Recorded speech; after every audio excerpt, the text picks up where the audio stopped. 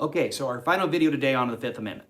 The last right you have under the Fifth Amendment is no one can have your property taken away without the due process of law. The government cannot come and seize something or take something from you without having gone through the proper channels. The exception to this is eminent domain.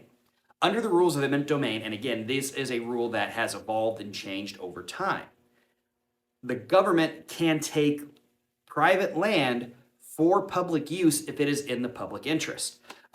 Most recently, this is usually for highways, hospitals, military bases, things that are of the public interest or essential for the national defense.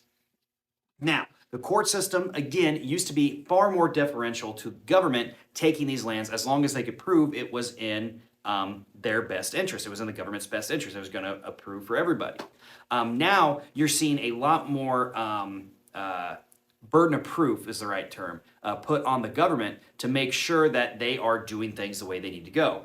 If you are someone who owns land and the government says they are seizing your land for eminent domain, you have every right to go to the court and say, no, they are not taking my land for eminent domain. Here's the reasons why. They have to prove, the government has to prove, why they have to have that land. Is there no other option? Is there no other place they could build whatever thing it is that they're going to build? So you have the right to do that. Now, the government has a lot of power behind it, has a lot of lawyers behind it, so it might be a long, drawn-out process, and the government is going to offer to settle with you.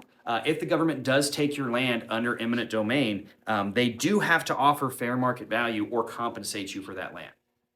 If something is taken away from you because of a court case or because of due process, if you lose rights of ownership to something, that's going to be done much the same way that your other freedoms are taken away. It's going to go through due process. There's going to be a court system. You're going to see the reasons why, and you're going to have a chance to have a defense for that.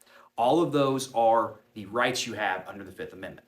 So that covers your Fifth Amendment rights. In our next video, we're going to do this tomorrow, mostly because I got to get my thoughts straight and I got kids coming in soon. So, there's that. And I would kind of like to eat lunch today. I'm getting kind of hungry. Anyways, tomorrow we're going to talk about the 6th, 7th, and 8th Amendments and what rights you have as an accused person under those. We're almost done with our videos on amendments. I'm having fun. Again, if you're liking these videos, leave me a comment. Tell me what you want me to cover next. Click that plus button to follow. Ask me some questions if you have any, and I would be more than happy to try to get those done. So have a great day, everybody. I'll see you all later.